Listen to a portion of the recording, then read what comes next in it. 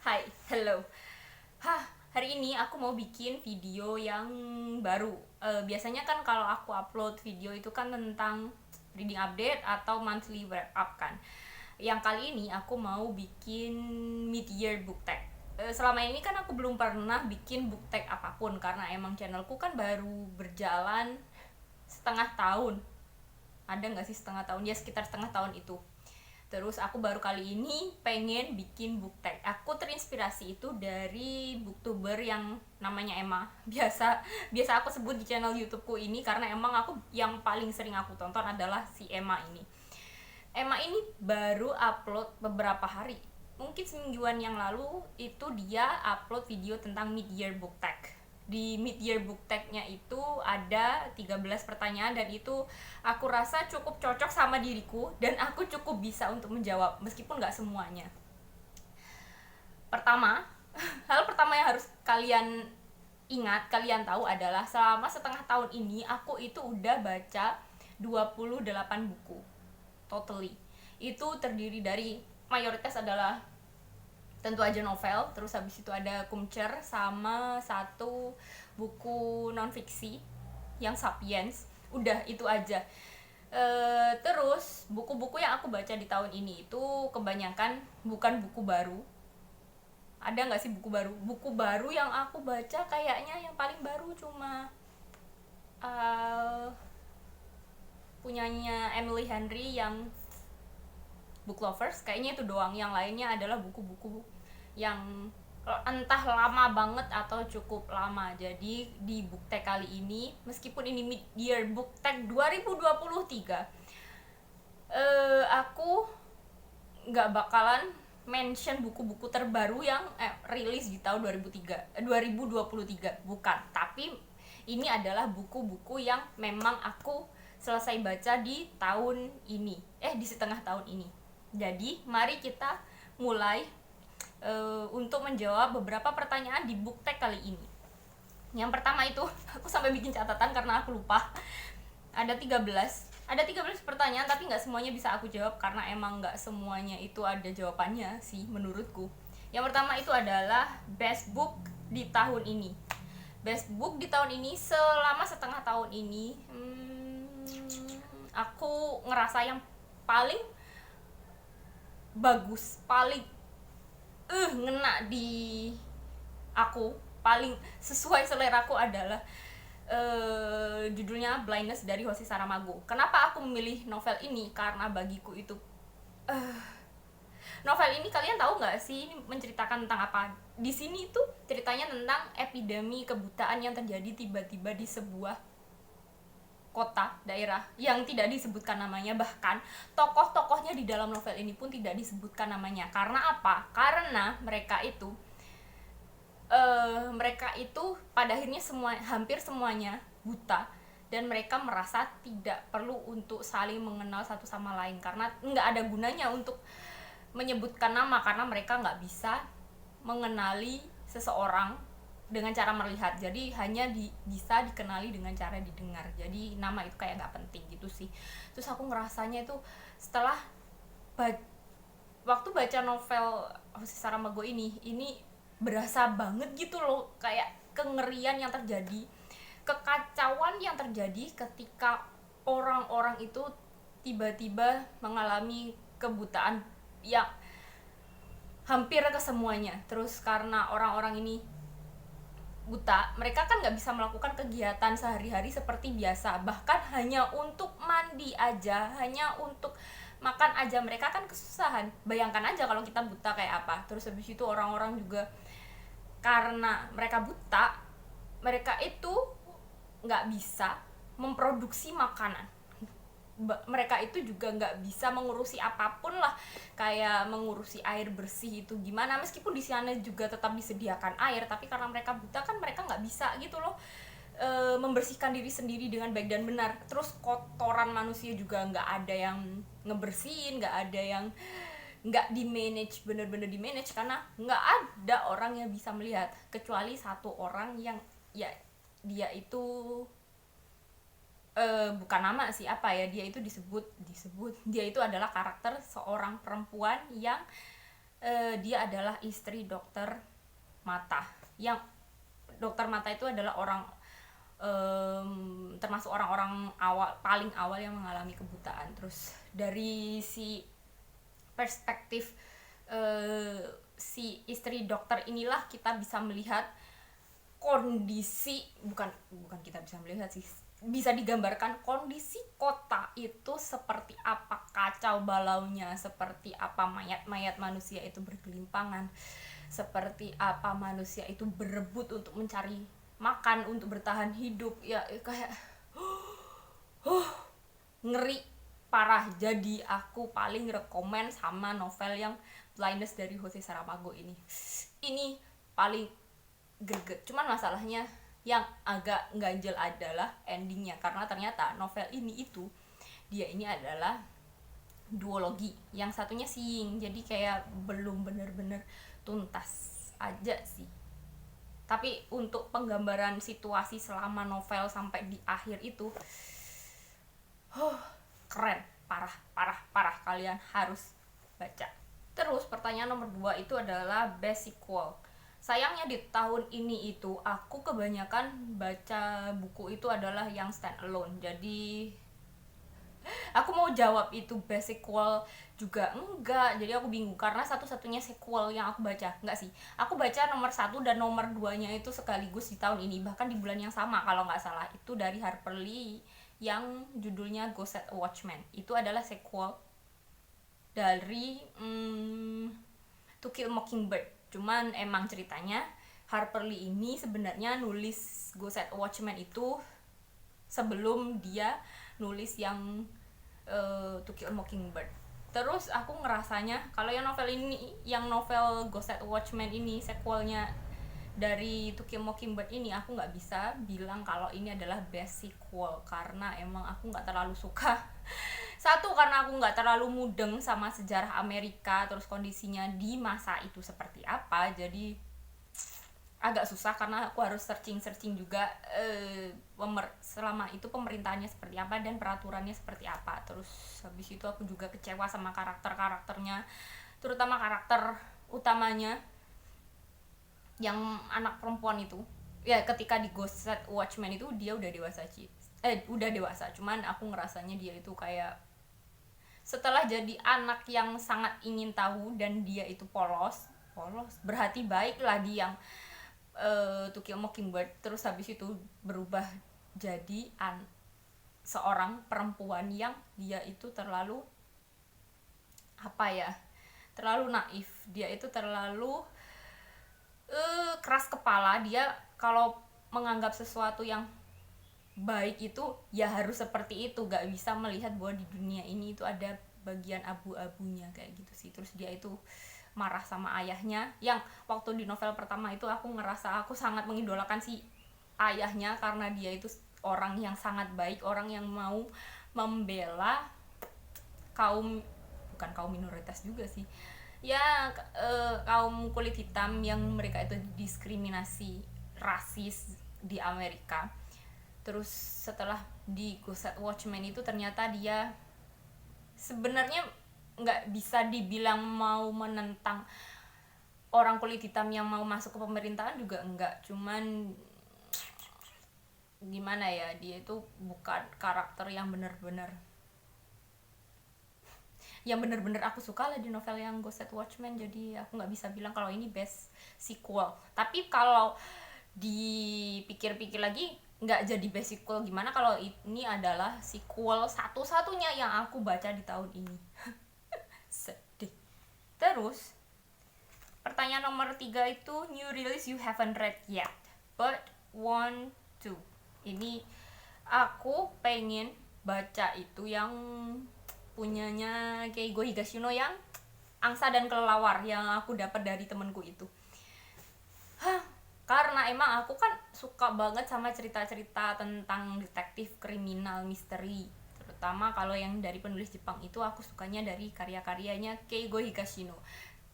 Terus aku yang terakhir baca dari Keigo Higashino itu agak kecewa sih, karena yang judulnya yang panjang banget, terus titik di kota tak bernama. Aku lupa, mungkin bakalan aku tulis di sini. Itu aku agak kecewa karena nggak tahu, aku ngerasa udah bisa menebak aja kalau ternyata pelakunya adalah dia, meskipun dalam ceritanya itu nggak sampai akhir, hampir sampai akhir pun itu nggak apa ya, nggak mencurigakan gitu loh pelakunya itu. Cuman karena kayaknya aku pernah baca novel yang sejenis seperti ini sih, atau mungkin malah tulisannya kayak Go Higashino yang lainnya juga, entah, aku kayak udah bisa menebak kalau ternyata pelakunya adalah orang itu. Jadi nggak terlalu menarik, jadi aku bakalan coba yang kayak Go Higashino yang terbaru yang judulnya Angsa dan Kelelawar. Apakah ini akan lebih baik daripada yang sebelumnya? Semoga sih lebih baik, karena emang selama ini sih aku sebenarnya suka sama Keigo Higashino, cuman emang yang satu itu aja yang agak mengecewakan. Yang ini, yang terbaru ini nggak tahu sih. Terus yang nomor 4 itu most anticipated release for the second half of the year. Ini mungkin kalau di luar negeri ini udah rilis, udah cukup lama sih, kayaknya tahun lalu kalau nggak salah. Cuman kalau untuk yang versi dalam bahasa Indonesianya ini baru dibuka PO-nya itu kalau nggak salah antara bulan Juni sampai Juli awal apa pertengahan, aku lupa. Itu yang judulnya The Ink Black Heart, karyanya Robert Galbraith. Atau kalau kalian tahu, kalian pasti tahu lah ya, yang sering baca buku juga pasti tahu Robert Galbraith itu siapa. Dia itu adalah J.K. Rowling. Kan aku agak lupa namanya siapa. J.K. Rowling itu dia kalau nulis cerita tentang detektif, misteri, terus kriminal itu dia pakai namanya itu Robert Galbraith. Pada awalnya dia kan nggak mau dikenal sebagai J.K. Rowling ketika nulis novel yang pertama waktu itu sih. Apa ya sih judulnya? Kukus Calling. Iya nggak sih?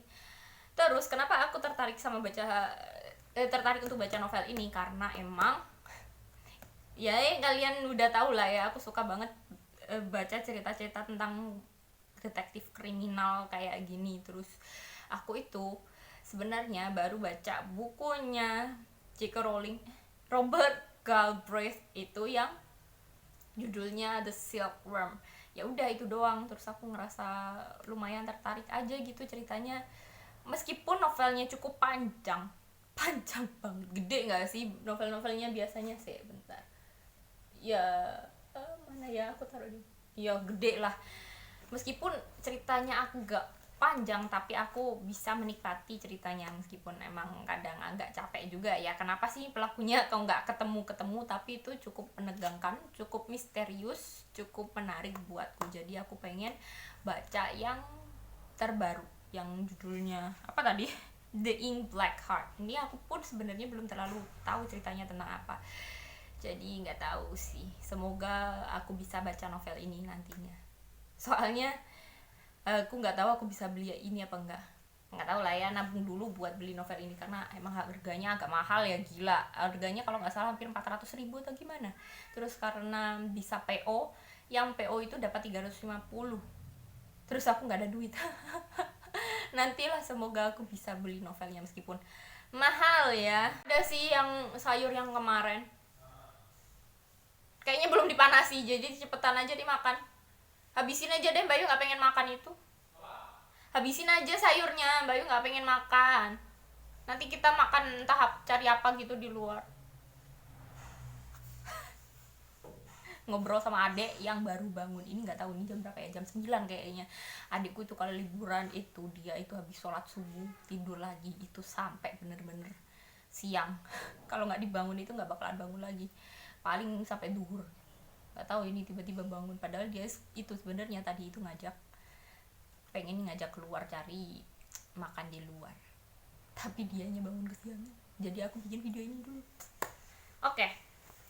Terus yang nomor 5 itu biggest disappointment. Yang biggest disappointment adalah aku itu gak suka, kecewa banget setelah aku baca Ernest Play.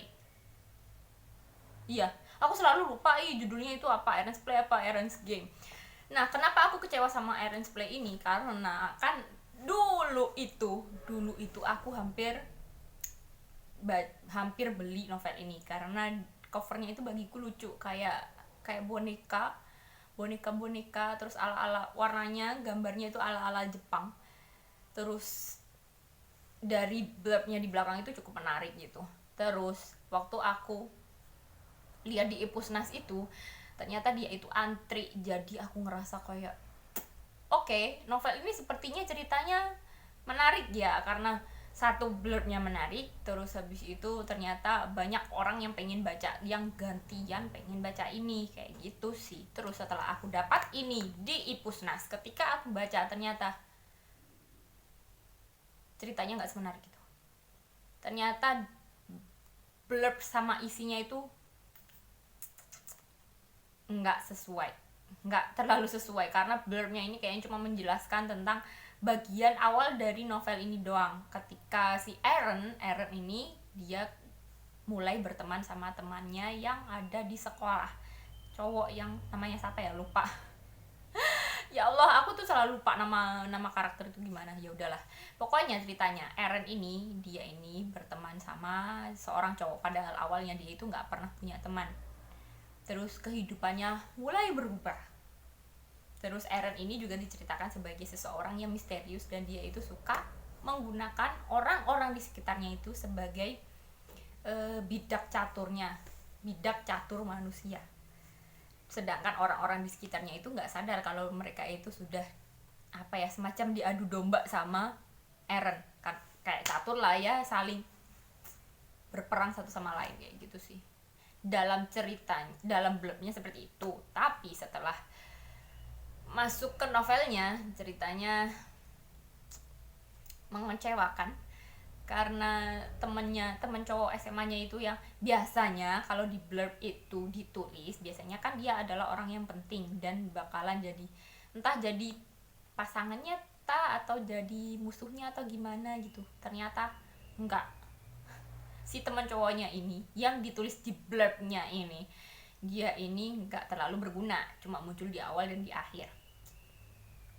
Terus ternyata Aaron ini juga sifatnya menyebalkan menurutku, bukan jadi menyebalkan dan menggemaskan dan misterius gimana yang ceritanya misterius banget gitu juga enggak. Ya udah, kayak dia cuma menyembunyikan identitas aslinya, dia punya 2 identitas aja gitu, di luar sekolah dan di dalam sekolah. Udah kecewa sih. Terus penggambaran orang-orangnya juga terlalu nggak masuk akal, terlalu sempurna, kayak novel-novel yang ditulis sama anak-anak kayak novel yang ditulis sama remaja yang pengen karakternya itu luar biasa cantik, dengan mata hazel, rambutnya warnanya merah, atau orang yang bermata violet yang sangat langka, yang kaya raya, yang tinggi, yang tampan, yang sangat terkenal. Udah kayak gitu, kayak capek aku bacanya, terlalu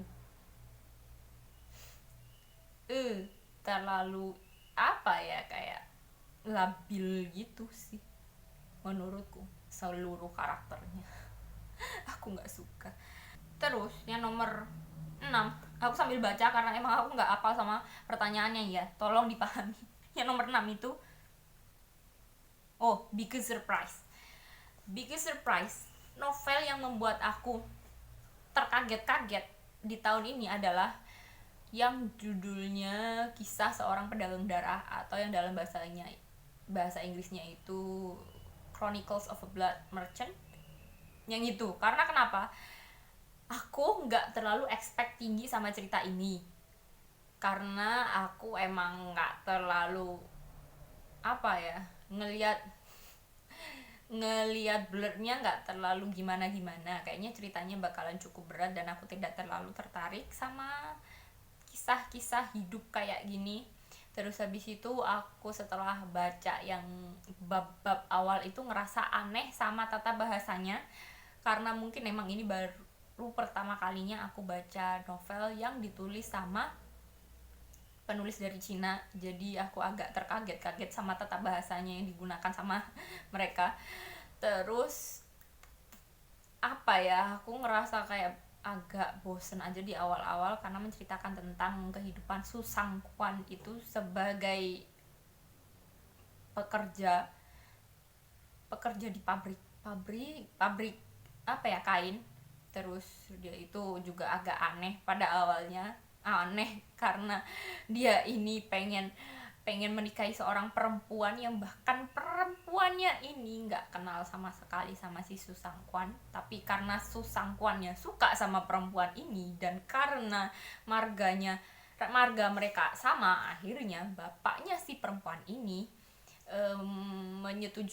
merestui untuk Susangkwan menikahi anaknya yang namanya Suyulan. Udah kayak ngerasa aneh aja gitu. Terus ternyata setelah aku baca lagi sampai akhirnya sampai tengah-tengah, kalau nggak salah tengah-tengah akhir itu, ternyata novel ini sedih, bahkan bisa bikin aku nangis. Dan ini adalah novel yang bikin aku nangis tapi jengkel di saat yang bersamaan. Tapi pada akhirnya aku sebenarnya menikmati gitu loh ceritanya, meskipun emang tata bahasanya sampai akhir tetap sama sih, kayak gitu sih bagiku aneh. Cuman ternyata aku bisa memahaminya dan aku bisa menangkap perasaan dari novel ini seperti apa, kondisi keluarganya Susangkwan seperti apa, terus kondisi ekonomi, kondisi politik di Cina itu seperti apa. Jadi aku terkaget-kaget karena ternyata aku menikmati untuk baca novel ini dan aku cukup suka, lumayan suka sih. Paling ya meskipun gak sesuka Blinders dari Jose Saramago, cuman ini adalah novel yang berhasil membuat aku tersentuh, meskipun endingnya tetap aja ada yang rada menjengkelkan dari perlakuan dari si Susangkwan ini. Pengorbanan Susangkwan ini untuk keluarganya itu kayak agak menjengkelkan, tapi ini cukup mengagetkan ya. Terus habis itu favorite new author, ini pertanyaan nomor 7. Favorite new author yang jadi favoritku ini bukan penulis baru sebenarnya, mereka adalah penulis-penulis nama lama. Kenapa aku sebut mereka? Karena aku dapat 2 penulis baru yang aku suka. Yang pertama itu dari Indonesia. Penulis dari Indonesia yang aku suka di tahun ini, yang aku terkaget-kaget ternyata aku suka, adalah Oka Rusmini. Oka Rusmini ini adalah kayaknya dia pastinya keturunan Bali atau gimana ya, karena emang novel-novelnya itu menceritakan tentang kehidupan di Bali, terutama kehidupan perempuan di Bali yang mereka itu terbatasi oleh adat budaya Bali yang mengikuti adat budaya kasta-kasta. Jadi kayak kehidupan perempuannya itu agak lumayan sulit dan dramatis, terutama tentang kehidupan percintaan mereka dan keluarga mereka, hubungan antara laki-laki dan perempuan di Bali, kayak gitu sih. Terus aku sebenarnya baru baca novelnya Oka Rusmini 2 sih. Yang pertama itu judulnya Tarian Bumi, ini aku bacanya itu di tahun lalu. Terus yang di tahun ini aku baca yang judulnya Kenanga. Dan itu meskipun bagiku Kenanga ini nggak sebagus Tarian Bumi, nggak se-impactful itu untukku, cuman aku tetap suka cerita-cerita yang ditulis sama Oka Rusmini. Yang 2 novel ini sih, yang lainnya nggak tahu, karena emang benar-benar ngerasanya kayak berat gitu jadi perempuan yang harus mengikuti adat istiadat dan kasta-kasta di Bali, padahal mereka itu apa ya, punya rasa cinta, kayak ada seseorang yang mereka cintai, cuman mereka itu terbatasi karena tidak diizinkan oleh keluarga dan adat istiadat, kayak gitu sih. Sedih. Terus habis itu kenapa aku suka sama Oka Rusmini, karena emang ceritanya itu yang sedih dan dramatis, juga karena tulisannya itu puitis, sendu, sedih, romantis, kayak gitu sih. Jadi kalian coba aja baca tulisannya Oka Rusmini. Kalau kalian nggak suka sih nggak masalah, karena emang selera orang beda. Terus habis itu yang new author favorite dari luar negeri itu aku dapatnya Jose Saramago, karena yaitu yang aku sebutkan di pertanyaan pertama tadi, itu aku benar-benar suka sama tulisannya beliau itu yang ada di novel Blindness, karena benar-benar bisa menggambarkan situasi chaosnya dunia, ngerinya kondisi, dan jijiknya lingkungan kalau orang-orang itu tiba-tiba nggak bisa melihat. Itu benar-benar berasa gitu loh, meskipun nggak puitis kayak Oka Rusmini, yang nggak tahu juga sih, karena emang aku bacanya itu kan udah terjemahan, jadi untuk sisi puitisnya itu nggak ada nggak tahu diksinya, aku nggak tahu seperti apa sebenarnya. Jadi aku cuma nangkepnya itu adalah realistisnya beliau ini untuk menggambarkan kondisi ketika manusia itu udah udah chaos, udah nggak mikirin orang lain lagi, hanya memikirkan bagaimana caranya mereka bisa bertahan hidup, bagaimana caranya mereka untuk mencari makan, yang benar-benar di saat itu hampir makanan itu hampir nggak ada sama sekali, kayak gitu sih. Aku suka banget ceritanya. Terus yang nomor 8 itu Newest Fictional Crush itu nggak ada karena selama setengah tahun ini kayaknya sih yang aku baca itu nggak ada yang benar-benar membuatku jatuh cinta, terpesona, terpana, nggak ada. Cuman emang kalau untuk sedikit lucu ya gitu tuh cuma Pasha dari Enigma Pasha doang, karena dia itu misterius, sedikit bad boy, enggak sih, kelihatan bad boy padahal dia baik. Udah ya biasa lah, biasanya ciwi-ciwi kan sukanya sama cewek-cewek cowok-cowoknya seperti itu, enggak sih, cuman enggak benar-benar sampai terpesona, enggak sih. Terus selain itu juga enggak ada sama sekali, jadi aku nggak bisa jawab juga sebenarnya pertanyaan ini. Terus yang nomor 9 itu newest favorite character, nggak ada. Aku nggak bisa jawab, nggak ada. Jawabanku adalah nggak ada. Aku udah mikir ini, bahkan aku udah bikin catatan ini udah dari 2 hari yang lalu, 2 atau 3 hari yang lalu, tapi tetap aja jawabannya nggak ada, nggak tahu. Jadi mari kita lanjut ke nomor 10. Terus yang nomor 10 ini Book That Make Me Cry. Kayaknya tadi udah aku spill sih di pertanyaan nomor berapa ya tadi itu. Yang Book That Make Me Surprise. Ya udah itu. Kenapa membuat aku terkaget-kaget? Karena buku ini membuat aku menangis.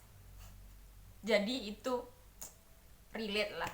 Buku yang membuat aku menangis, satu-satunya buku yang membuat aku menangis di tahun ini adalah Chronicles of a Blood Merchant. Apa sih bahasa Indonesianya? Aku selalu lupa. Aku lebih suka pakai bahasa Inggrisnya ini sih judulnya, karena lebih ngena aja gitu menurutku. Yang ini aku nangis itu di scene ketika Su Sangkwan ini, dia ini dia ini pada akhirnya luluh dan mau mengakui Su Yulan. Su Yile. Su Yulan itu istrinya. Su Yile itu akhirnya Su Sangkwan itu akhirnya mau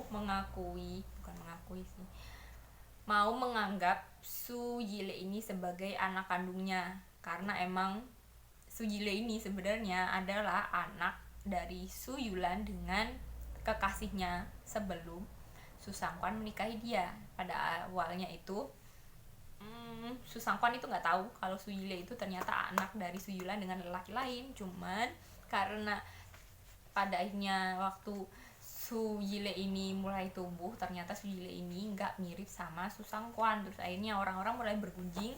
Terus akhirnya Su Sangkwan ini marah sama Su Yile, padahal ketika itu umurnya baru 10 tahunan kalau nggak salah. Pada saat itu tuh kayak bener-bener marah dan nggak dianggap anak, kayak dianggap anak tiri. Ngerti kan anak kandung sama anak tiri perlakuannya seperti apa. Terus waktu itu Su Sangkwan itu ngajak keluarganya makan bersama di restoran, padahal ketika itu kondisi ekonomi dan kondisi politik di Cina itu kan lagi sulit. Terus pada saat itu Su Sangkwan itu akhirnya dapat uang yang cukup banyak dari menjual darah. Terus dia akhirnya ngajak keluarganya untuk makan enak di restoran. Tapi karena dia menganggap Su Yile ini bukan sebagai anaknya, sebagai anak tiri, dia itu nggak ngajak Su Yile cuma dikasih uang buat beli ubi.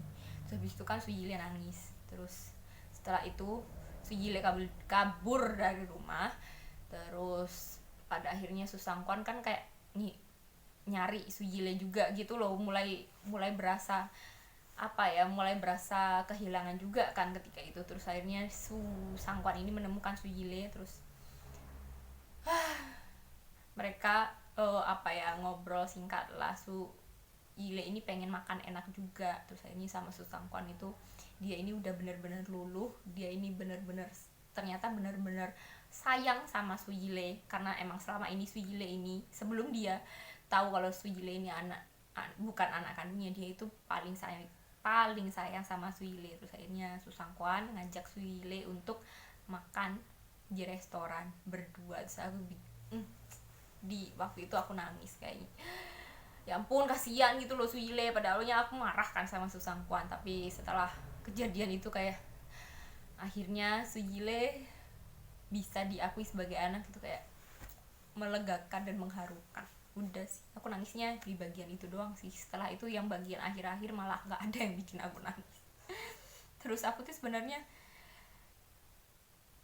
aku kayaknya sepanjang hidupku membaca, aku jarang nangis untuk ketika aku baca buku. Cuma beberapa novel aja yang bisa membuatku menangis. Novel yang bikin aku nangis adalah beberapa, tapi nggak banyak. Dan yang ini cukup mengagetkan karena bisa membuat aku menangis. Terus nomor 11 ini book that make me happy. Nggak ada. Ini pertanyaan nomor yang keberapa yang aku bilang nggak ada, karena emang nggak ada yang benar-benar membuatku kayak membacanya. Aku ya membayangkan buku yang membuatku bahagia itu adalah buku yang ringan, terus nggak bikin pusing, konfliknya nggak banyak, terus ceritanya itu ya happy aja gitu, meskipun emang ada konfliknya dikit, tapi pada akhirnya kayak happy ending. Terus yang membuatku merasa cerah ceria hari-hariku. Please, benernya.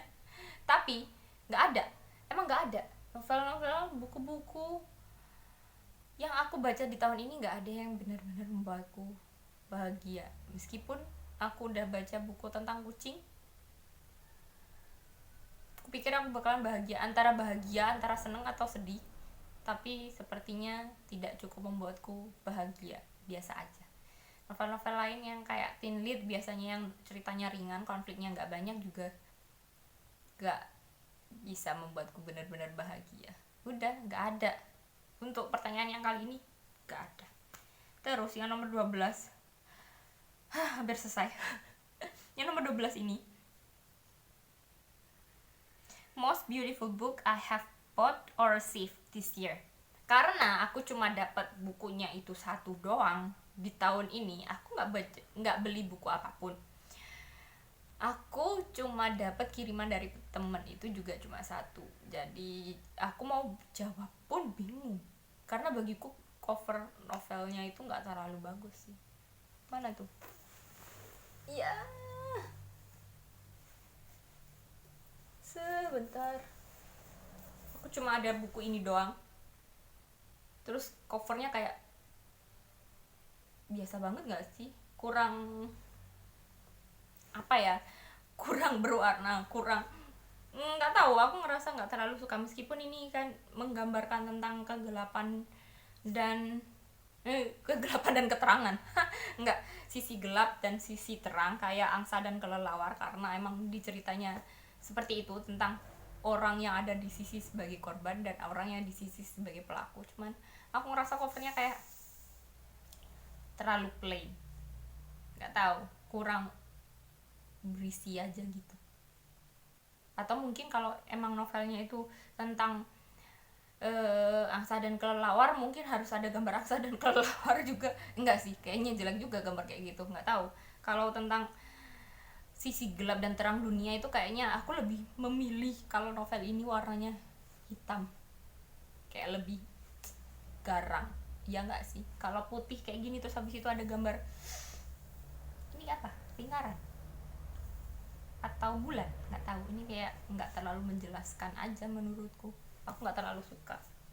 Udah, jadi pertanyaan yang ini nggak ada jawabannya. Terus bulu kucing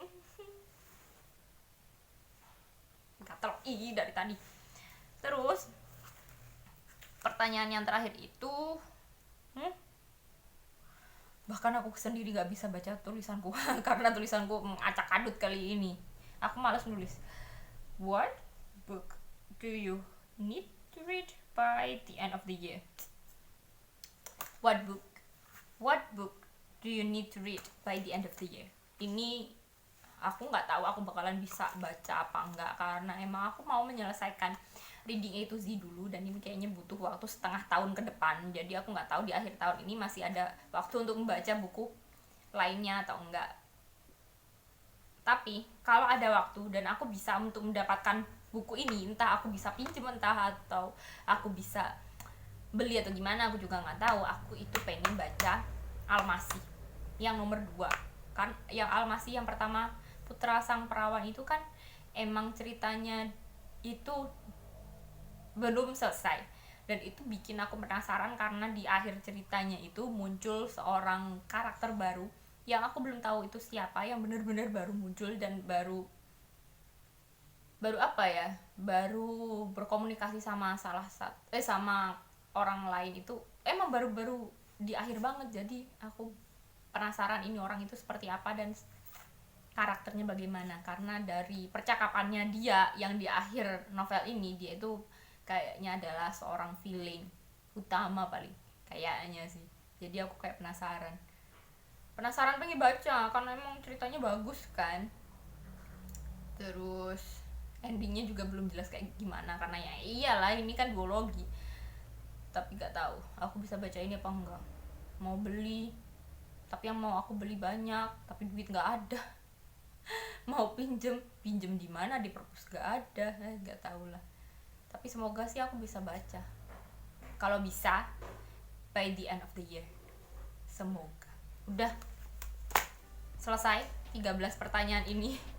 Kenapa aku memilih untuk bikin video mid-year book tag ini? Karena bagiku book tag yang kali ini tuh cukup ringan untuk bisa aku jawab sih, kan book tag kan macam-macam kan, dari para booktuber itu banyak banget book tagnya. Ada yang book tag tentang fantasi, ada book tag tentang di musim ini seperti apa, atau book tag random lainnya yang menjawab pertanyaan-pertanyaan dari para subscribers kayak gitu sih. Cuman karena subscriberku juga masih sedikit, terus aku juga kayaknya aku ngerasa sendiri kalau aku nggak terlalu banyak baca buku, belum terlalu banyak bagiku. Nggak seperti para booktuber lain yang bacanya sampai ratusan banyak. Aku paling cuma 200-an banget, nggak banyak. Terus aku juga nggak terlalu pinter untuk mengingat, jadi aku ngerasa kalau aku mau menjawab book tag yang lain dari booktuber lain itu kayak terlalu berat. Terus yang ini kan cuma book tag tentang buku-buku yang aku baca selama setengah tahun ini, jadi kalau untuk mengingat aku belum terlalu berat lah bagiku untuk mengingat buku-buku yang aku baca selama setengah tahun. Ya nggak sih, baru setengah tahun masa udah lupa total. Kalau buku-buku yang aku baca mungkin 2-3 tahun lalu sih mungkin aku bakalan lupa, mungkin, nggak tahu. Udah selesai, capek juga aku bikin video ini. Udah berapa menit ya, total paling setengah jam. Belakangan ini kok aku bikin video itu kan panjang-panjang banget nggak sih, nggak tahu, aku bingung. Semoga abis ini aku bisa bikin video yang lebih singkat karena aku tahu ada aja orang-orang yang malas untuk mendengarkan orang lain ngomong nggak penting kayak gini selama berjam-jam, hampir 1 jam. Udah ya, habis ini aku bakalan bikin book tag lagi apa enggak ya, atau mungkin aku mau ngomongin hal-hal lain selain reading update sama monthly wrap up. Ntar lah aku cari ide. Dan sekian, goodbye.